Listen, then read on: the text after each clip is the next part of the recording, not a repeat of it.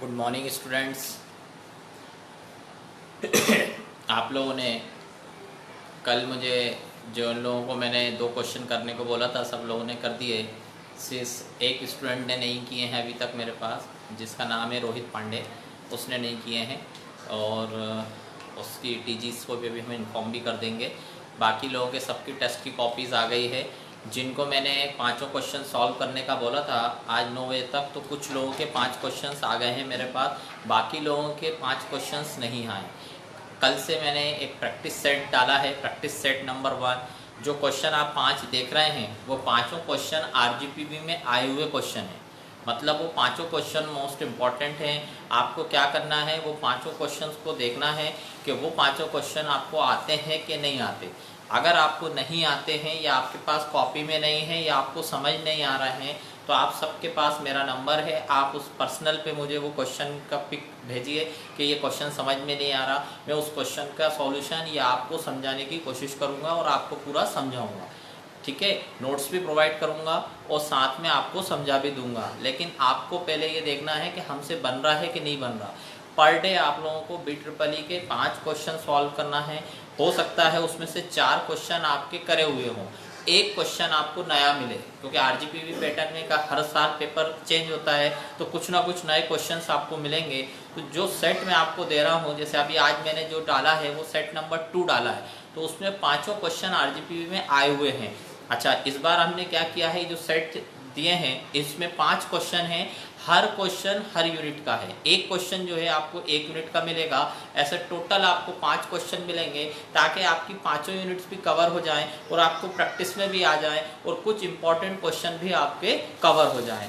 जिस दिन आप लोग प्रैक्टिकल देने आएंगे उस दिन ये पूरे क्वेश्चन का सॉल्यूशन मैं आप लोगों से लूँगा और चेक करने के बाद फिर आपको वापस करूँगा। तो आप लोग कहीं पर कॉपी में इसको अपना ये पाँचों क्वेश्चंस पर डे आप लोग बनाते चलें, कंप्लीट करते हुए चलें। कोई प्रॉब्लम आती है, कहीं कोई कन्फ्यूज़न है तो आप लोग मुझे बताएं। ऐसे आपको 10 सेट मिलेंगे, टोटल 50 क्वेश्चन मिलेंगे आपको। 50 क्वेश्चन है तो 1 यूनिट के 10 क्वेश्चन हो गए, तो हर यूनिट के 10-10 क्वेश्चन होंगे। आपको टोटल 50 क्वेश्चन है और वो पूरे 50 क्वेश्चन आरजीपीवी के आए हुए क्वेश्चन होंगे। ठीक है, तो आप लोगों के लिए बहुत अच्छा स्कोरिंग टाइम है ये। अभी आप लोग पूरी प्रैक्टिस करें अच्छे से, कहीं कुछ समझ में नहीं आता तो मुझे बिल्कुल बताएं। ठीक है, आज जो हम टॉपिक स्टार्ट करने जिन्होंने 5 क्वेश्चन मुझे अभी नहीं भेजे वो 5 क्वेश्चन आज कंप्लीट करके सेट नंबर 1 के भेजेंगे। फिर सेट नंबर 2 के आप क्वेश्चन देखिए, देन उसके बाद फिर अगले दिन आप सेट नंबर 2 के 5 क्वेश्चन भेजिए। कहीं कोई डाउट आता है तो मुझसे बताइए, मुझे बताइए, मेरा नंबर सबके पास है। अब हम जो टॉपिक आज स्टार्ट करने जा रहे हैं उस टॉपिक का नाम है active power, reactive power and apparent power. अगर सेकंड यूनिट से कोई क्वेश्चन रिपीट हो रहा है बार बार तो वो ये 3 पावरें रिपीट होती हैं, active power, reactive power and apparent power. ठीक है, एक्टिव पावर की बात करें तो एक्टिव पावर को हम कहते हैं true power, real power, output power या power absorb by the circuit. ठीक है, इस सब एक्टिव पावर के नाम हैं। तो एक्टिव पावर वो पावर होती है जो किसी सर्किट में एब्जॉर्ब हो, उसको हम कहते हैं एक्टिव पावर। ठीक है, तो जैसे सपोज कोई एक रेजिस्टेंस है, एक इंडक्टर है और एक कैपेसिटर है।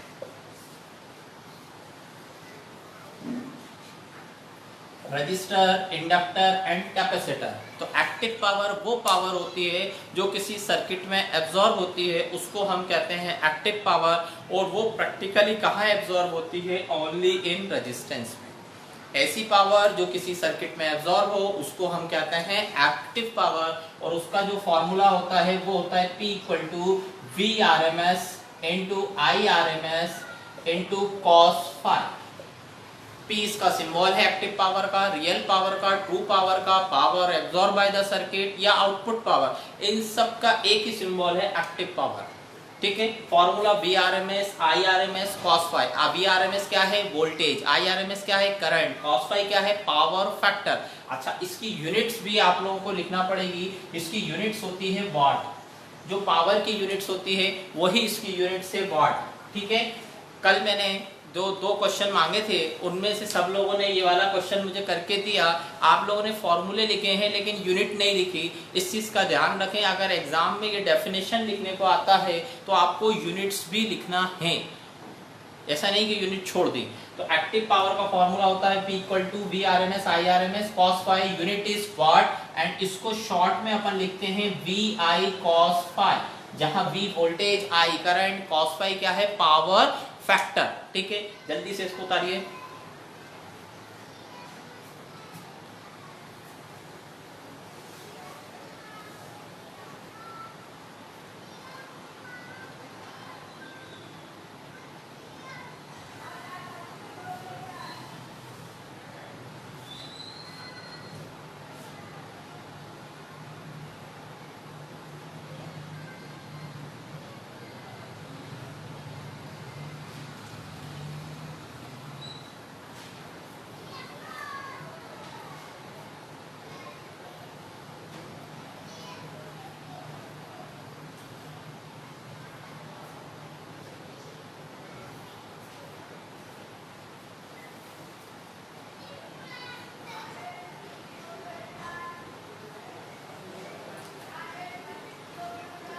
फिर आता है रिएक्टिव पावर। रिएक्टिव पावर क्या होती है, ऐसी पावर जो कहीं पर भी एब्जॉर्ब नहीं होती, उसको हम कहते हैं रिएक्टिव पावर। समझना, यहां से सपोज रिएक्टिव पावर चली, इस रेजिस्टेंस में गई, रेजिस्टेंस ने उस पावर को एब्जॉर्ब नहीं किया, इंडक्टर में गई, इंडक्टर ने भी एब्जॉर्ब नहीं किया, फिर वो कहां गई, कैपेसिटर में गई, कैपेसिटर ने भी उसको एब्जॉर्ब नहीं किया। तो ये जो पावर होती है ये सर्किट में घूमने का काम करती है। कहां से कहां पर घूमती है, load to source and source to load. तो ये सोर्स है, ये लोड है, ये सोर्स एंड ये लोड, तो source to load and load to source. इस पावर का जो सिंबल होता है वो होता है Q। इसका फॉर्मूले में यहाँ cos फाई की जगह क्या आता है, sin फाई।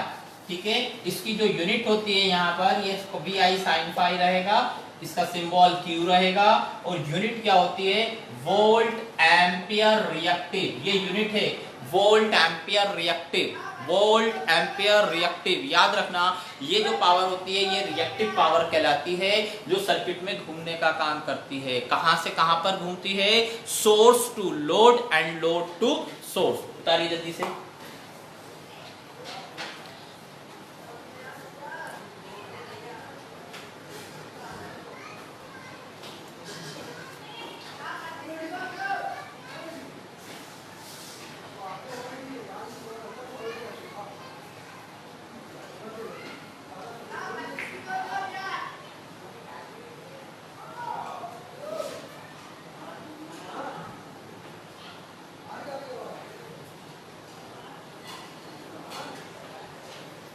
फिर इसके बाद आता ही है apparent power. Apparent power, apparent power क्या होता है, उसमें ना साइन आता है ना कॉस आता है, only the product of V R M S into I R M S. इसका सिंबल देखिए क्या होगा, इसका सिंबल होता है एस, कैपिटल एस। ये ट्रांसफार्मर की रेटिंग में यूज होती है, ट्रांसफार्मर की जो रेटिंग होती है वो इसी पावर में होती है, जिसे हम कहते हैं apparent power. Formula V R M S I R M S, यहाँ वी आई, इसकी यूनिट क्या होगी, वोल्ट एम्पियर। अगर इसकी डेफिनेशन की बात करें तो क्या होगा, simple product of V R M S into I R M S is called apparent power. ठीक है, इसको भी बनाइए जल्दी से।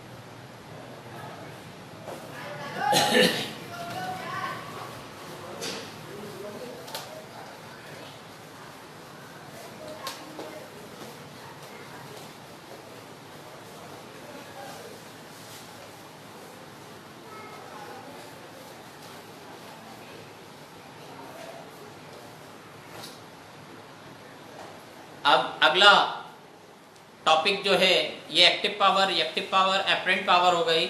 एक क्वेश्चन सेकेंड यूनिट से सिंगल फेज एसी में जनरली पूछा जाता है। सीरीज आरएलसी सर्किट में कुछ वैल्यूज हैं वो आपको निकालने रहती हैं। सीरीज आरएलसी सर्किट पूछा जाता है तो आरएलसी, आर है, एल है और सी है, ये क्वेश्चन बहुत बार पूछा है, ठीक है। तो यहाँ पर एक सोर्स रहेगा, ठीक है, इसको हम बोलते हैं VRMS वोल्यूम। यहाँ एक रेजिस्टेंस रहता है, यहाँ L रहता है, यहाँ C रहता है, और यहाँ फ्रीक्वेंसी आपको दी रहती है, ठीक है। ध्यान से देखिए, ये क्वेश्चन या ये डेरिवेशन सीरीज RLC का हमेशा पूछा जाता है। सीरीज रेजोनेंस भी पूछा जाता है, सीरीज का ये वाला डेफिनेशन पूरी डेरिवेशन भी पूछा जाता है, और सीरीज RLC सर्किट पे आपका न्यूमेरिकल भी आता है। इसीलिए इस मॉडल को मैं ले रहा हूँ। मैंने 3 कराए हैं, सीरीज RL भी कराया है, सीरीज RC भी कराया है, और सीरीज RLC भी कराया है। तो इस टाइप के क्वेश्चंस में हमें VRMS दिया रहता है, फ्रीक्वेंसी दी रहती है, R, L एंड C आपको गिवन रहता है। तो स्टेप नंबर 1, इधर देखिए, सबसे पहले हम एक्सेल निकालेंगे। ये एक्सेल का नाम मालूम होना चाहिए। एक्सेल क्या होता है? एक्सेल कहलाता है इंडक्टिव रिएक्टेंस, और एक्सेल बराबर होता है 2 पाई FL। अब यहाँ 2 तो मालूम, पाई की वैल्यू 22/7 या 3.14, F क्या है? फ्रीक्वेंसी, L क्या है? इंडक्टर। और इंडक्टर की जो यूनिट होती है, ध्यान रखना, वो हेनरी होती है। इंडक्टर की यूनिट हेनरी होती है। तो एक्सेल की वैल्यू हमें निकालना है, तो एक्सेल की वैल्यू होगी 2 पाई FL, और इसकी यूनिट होती है ओम। एक्सेल की यूनिट ओम। स्टेप नंबर 2, आपको XC निकालना है। फॉर्मूला होगा 1/2 पाई FC। 2 पाई F मालूम, C कैपेसिटर की वैल्यू, कैपेसिटर की यूनिट होती है फेराड, तो ये हमें डिवाइड करना है, तो XC की वैल्यू आएगी। इसके बाद अगली स्टेप में हमें Z निकालना रहता है, तो Z बराबर √R² plus XL minus XC का होल स्क्वायर। ये फॉर्मूले आपको याद होना चाहिए। इस पे न्यूमेरिकल भी आता है, डेरिवेशन भी आता है, बार बार बोल रहा हूँ, इस चीज का ध्यान रखना, ठीक। इसके बाद अपन को निकालना है IRMS। तो IRMS बराबर फॉर्मूला होगा VRMS अपॉन Z। इसके बाद अपन को cos फाई निकालना रहता है। cos फाई का फॉर्मूला होता है R अपॉन Z। इसके बाद एक्टिव पावर निकालना रहता है। फॉर्मूला होता है VRMS upon into IRMS into cos phi. फिर Q निकालना रहता है, तो फॉर्मूला होता है VRMS into IRMS into sine phi. यही क्वेश्चन बार बार रिपीट होते हैं, ठीक है।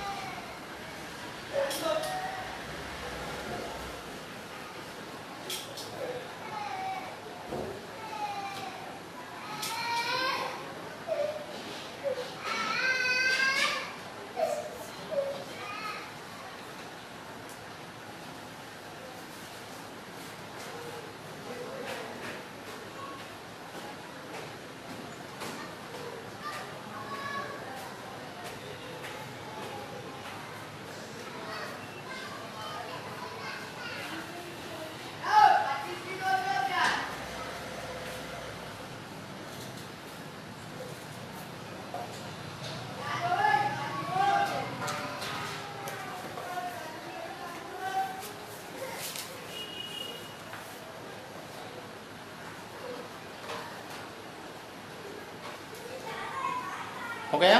अब ये यहाँ न्यूमेरिकल दिया हुआ है अपन को, इधर देखें न्यूमेरिकल। R बराबर आपको दिया है 10 ओम, L बराबर दिया है 0.1, और C की वैल्यू दी है 150 माइक्रोफेराड।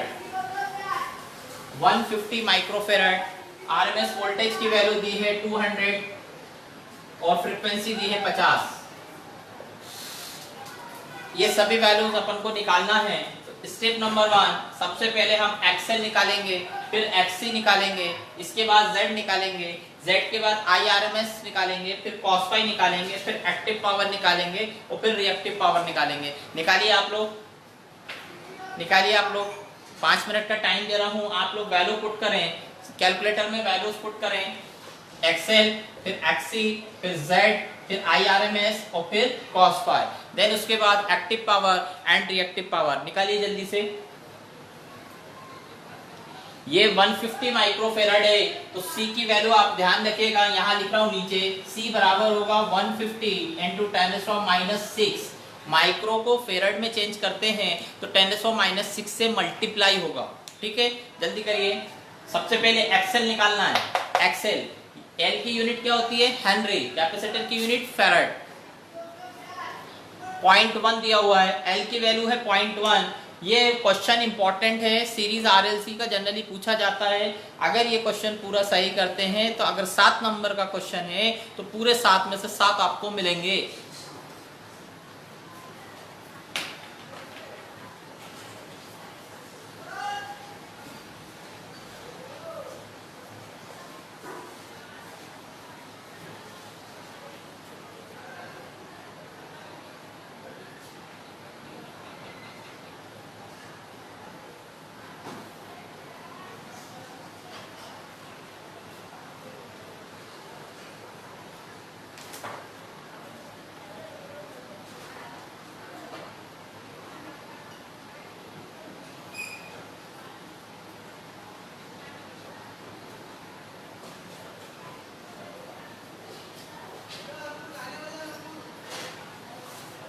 इसके आंसर नोट कर लीजिए। एक्स से निकलेगा 31.41, एक्स से निकलेगा 21.23, जेड आपका निकलेगा 14.27, IRMS आपका निकलेगा 14 और कॉस वाई आपका निकलेगा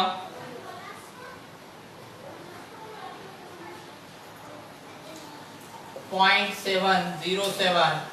देन उसके बाद active power and reactive power भी अपन को इसमें निकालना है। ठीक है, चलिए उतार लीजिए जल्दी से।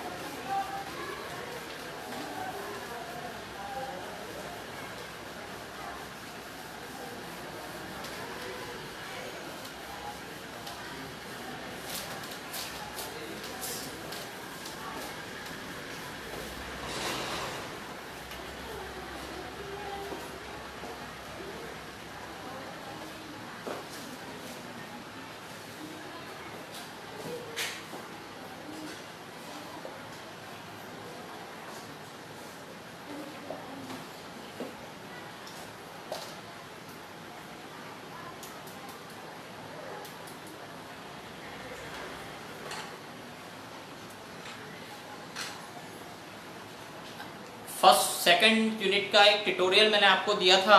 ट्यूटोरियल के क्वेश्चंस में उसमें एक क्वेश्चन ऐसा था कि आपको दोनों इंपिडेंस दिए थे Z1 Z2। इंपिडेंस की वैल्यू थी 2 + 3i और दूसरे इंपिडेंस की वैल्यू थी 6 + 8i। यहाँ पर इसमें करंट थी I1, इसमें करंट थी I2। हमें I1 एंड I2 फाइंड करना था। तो ध्यान रखिए, यहाँ इसके अंदर टोटल करंट आपको दी हुई है। इस केस में हम करंट डिवीजन रूल लगाएंगे।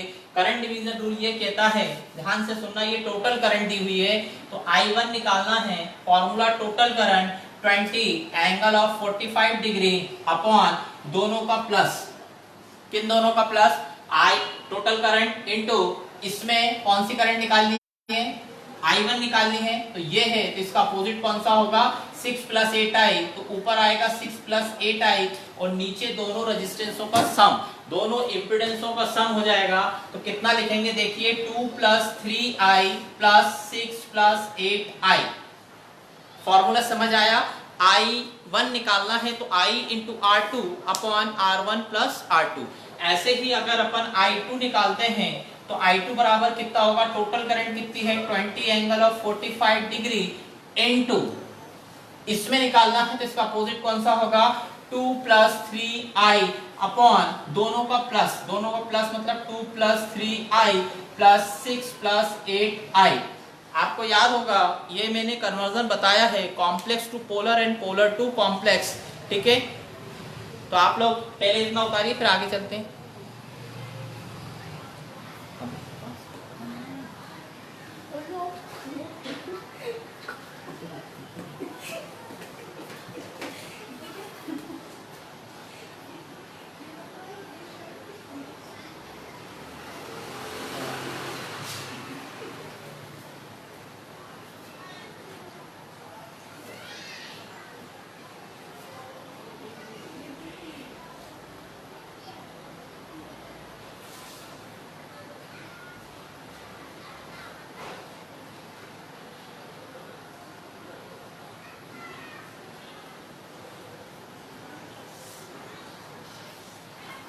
ये ट्यूटोरियल का क्वेश्चन था, काफी लोगों ने करा भी था, कुछ लोगों से नहीं बना। तो दो करंट थी I1 एंड I2 और टोटल करंट थी, हमें I1 और I2 अलग निकालना था। करंट डिवीजन रूल लगाया। इस क्वेश्चन में कॉम्प्लेक्स टू पोलर यूज होगा, तो पहले हमें कॉम्प्लेक्स टू पोलर आना चाहिए कन्वर्ट करना, ठीक है। तो जिनके पास कैलकुलेटर है तो कैलकुलेटर पे सॉल्व करना है। तो एक एग्जांपल लेके मैंने बताया था वहां पर, अभी फिर बता रहा हूँ। 10 + 10i ये वैल्यू है कॉम्प्लेक्स फॉर्म में, इसको चेंज करना पड़ेगी पोलर फॉर्म में, ठीक है। अब क्यों करते हैं चेंज, वो चीज पता होनी चाहिए। हम क्या करते हैं, मल्टीप्लाई और डिवाइड ये दोनों पोलर फॉर्म में करते हैं। मतलब कहीं किसी वैल्यूज को हमें मल्टीप्लाई करना है, गुणा करना है, तो हम करेंगे पोलर फॉर्म में, और डिवाइड करना है तो हम कौन से फॉर्म में करेंगे, पोलर फॉर्म में करेंगे। और अगर हमें दोनों को प्लस करना है या माइनस करना है तो हम उसको करते हैं कॉम्प्लेक्स फॉर्म में। तो ये जो वैल्यू दिख रही है 10 + 10i, इसको हम कहते हैं कॉम्प्लेक्स फॉर्म। कौन सा फॉर्म, कॉम्प्लेक्स फॉर्म। तो इसको चेंज करना पड़ेगा हमें पोलर फॉर्म में। तो सबसे पहले अपन को कैलकुलेटर ऑन करें, सभी लोग कैलकुलेटर ऑन करने के बाद एक बार मोड दबाइए। एक बार मोड दबाने के बाद 2 लिखा हुआ आ रहा है कॉमन कॉम्प्लेक्स, तो कॉम्प्लेक्स के नीचे लिखा है 2, तो 2 प्रेस करिए। 2 प्रेस करा हमने, उसके बाद वैल्यू पुट करिए 10 + 10i, 10 + 10i। i कहां से आएगा, जो कैलकुलेटर में ENG लिखा है ऊपर ब्लैक खटकों पे देखो, उसमें शिफ्ट दबाकर ENG प्रेस करो तो आपको i मिल जाएगा। शिफ्ट दबाकर ENG प्रेस करेंगे तो i मिलेगा, लिखा हुआ आ जाएगा 10 + 10i। ये हो गया कॉम्प्लेक्स फॉर्म। इसको चेंज करना है पोलर फॉर्म में, तो शिफ्ट दबाकर नीचे वाला प्लस दबाइए, शिफ्ट प्रेस करिए और नीचे प्लस माइनस वाला प्लस प्रेस करिए, तो इसके आगे लिखा हुआ आ रहा होगा R angle of theta, yes. फिर इक्वल टू दबाएंगे तो वैल्यू आएगी आपकी 14.14। शिफ्ट दबाकर फिर इक्वल टू दबाइए, शिफ्ट दबाकर फिर इक्वल टू दबाइए, तो वैल्यू आएगी 45 डिग्री, ठीक है। बहुत पहले बताया था इसलिए पूरा रिपीट कर रहा हूं, क्योंकि सब भूल गए होंगे कि कैसे कन्वर्ट करते हैं। कभी कभार क्वेश्चन अगर पेपर टफ आया तो इस पैटर्न पे क्वेश्चंस आते हैं, complex to polar and polar to complex. तो यहाँ ये कन्वर्जन हो गया, कौन सा कन्वर्जन हुआ, ये कॉम्प्लेक्स टू पोलर। एक बार आप लोग करके देखिए, फिर अगला दूसरा बताता हूँ।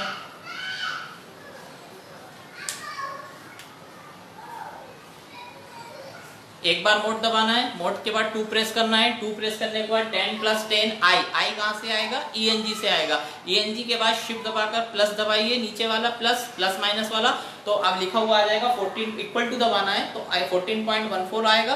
फिर शिफ्ट दबाकर इक्वल टू दबाओगे तो एंगल आ जाएगा 45 डिग्री, ठीक है। एंगल कैसे पता चलेगा, लेफ्ट साइड में लिखा होगा, एंगल का सिंबल बना होगा लेफ्ट साइड में, जहां 45 आ रहा है उसके लेफ्ट साइड में नीचे स्क्रीन पे देखो एंगल बना होगा, ऐसा सिंबल आपको मिलेगा देखने को, ठीक है।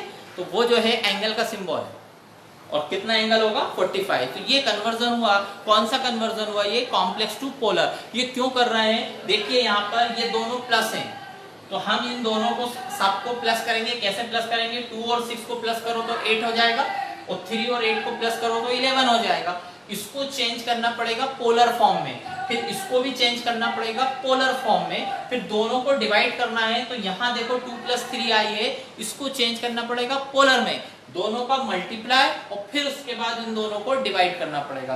तो हम डिवाइड और मल्टीप्लाई करते हैं पोलर फॉर्म में, और प्लस और माइनस करते हैं कॉम्प्लेक्स फॉर्म में, इसलिए इसको कन्वर्ट करना है। पहले इतना उतारिए, फिर 1-2 मिनट में आपको पोलर टू कॉम्प्लेक्स भी बताता हूँ।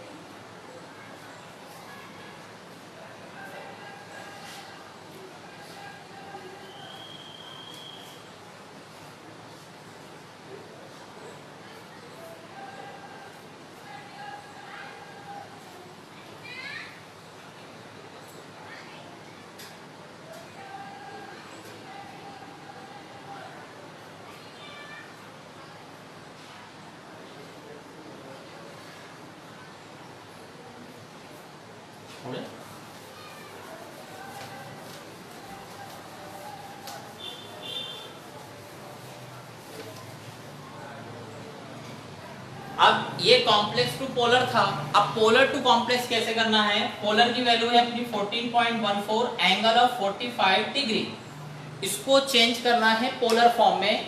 तो अगेन एक बार मोड दबाइए, 2 प्रेस करिए, 2 प्रेस करने के बाद वैल्यूज पुट करिए 14.14, 14.14। अब हमें ये एंगल का सिंबल चाहिए, तो शिफ्ट दबाकर, ध्यान से सुनिए, शिफ्ट दबाकर माइनस का सिंबल दबाना है, ऊपर वाला जो ब्लैक खटके हैं ऊपर कैलकुलेटर में, उसमें माइनस का सिंबल होगा, लेफ्ट साइड में मिलेगा माइनस। शिफ्ट दबाकर वो माइनस प्रेस करेंगे तो एंगल की वैल्यू, एंगल निकल के आ जाएगा, ऐसा लिखा हुआ आ रहा होगा 14.14 ऐसा एंगल। अब एंगल के अंदर वैल्यू पुट करो 45, वैल्यू पुट करी 45, इसको चेंज करना है कॉम्प्लेक्स फॉर्म में। तो शिफ्ट प्रेस करें, शिफ्ट प्रेस करें, पहले हमने प्लस दबाया था, अब नीचे वाले जो खटके हैं उनमें से प्लस और माइनस है, तो आप माइनस प्रेस करिए। तो माइनस प्रेस करेंगे तो आगे लिखा हुआ आएगा a plus B I, a plus B I आया, इक्वल टू दबाएंगे तो वैल्यू आएगी आपकी 9.9, 9.9 आई। आप स्क्रीन पे देखिए राइट साइड में ऊपर R लिखा होगा, R और एक एरो बना हुआ है और उसके आगे कुछ लिखा हुआ है, ठीक है, I लिखा हुआ है शायद, ठीक है। तो अब इसके बाद ये जो वैल्यू है ये रियल पार्ट है, रियल पार्ट का मतलब ये वाला 10 आया, ये वाला 10 आया। अब शिफ्ट दबाकर फिर इक्वल टू दबाइए, शिफ्ट दबाकर इक्वल टू दबाया तो फिर वही वैल्यू आई 9.9, लेकिन स्क्रीन पे आप नीचे देखिए, शिफ्ट दबाकर स्क्रीन इक्वल टू दबाया तो नीचे देखिए आपको स्क्रीन पे आई लिखा होगा। कहाँ लिखा है स्क्रीन पे आई? नीचे, जो आपका राइट साइड है, राइट साइड में नीचे देखिए एक आई मिल रहा है, मतलब ये वैल्यू आ गई आपकी इमेजिनरी पार्ट। 9.9 कौन सी वैल्यू आ गई? Imaginary part. तो ये कन्वर्जन हो गया, कौन सा conversion? Polar to complex form. ये क्यों करते हैं पोलर टू कॉम्प्लेक्स फॉर्म? जब हमें प्लस करना होता है या माइनस करना होता है तो हम कौन से फॉर्म में करते हैं? हम कॉम्प्लेक्स फॉर्म में करते हैं। डिवाइड और मल्टीप्लाई हम कौन से फॉर्म में करते हैं? पोलर फॉर्म में करते हैं। ये जो मैं लेक्चर्स यहाँ FB पे ले रहा हूँ, इसकी लिंक मैंने आपको भेजी है, डेली के जो ड्राइव है उस पर अपलोड हो जाता है, आपको जो सा भी लेक्चर्स देखना हो आप वहाँ से देख सकते हैं, ठीक है। Okay, thanks. कल अपन जो है अगला टॉपिक पढ़ेंगे, देखते हैं इलेक्ट्रॉनिक्स स्टार्ट करेंगे। इलेक्ट्रॉनिक्स में diodes and BJT, bipolar junction transistor, क्योंकि ये 2 क्वेश्चन जो है बहुत जनरली पूछे जाते हैं, तो डायोड एंड BJT अपन पढ़ेंगे। इसके बाद जो क्वेश्चन मैं आपको दे रहा हूँ प्रैक्टिस सेट के, आप में अगर कोई क्वेश्चन नहीं बनता आपसे तो वो क्वेश्चन भी अपन यहाँ क्लास में पर डे और सेट के क्वेश्चन भी सॉल्व करेंगे, ठीक है बेटा। थैंक्स।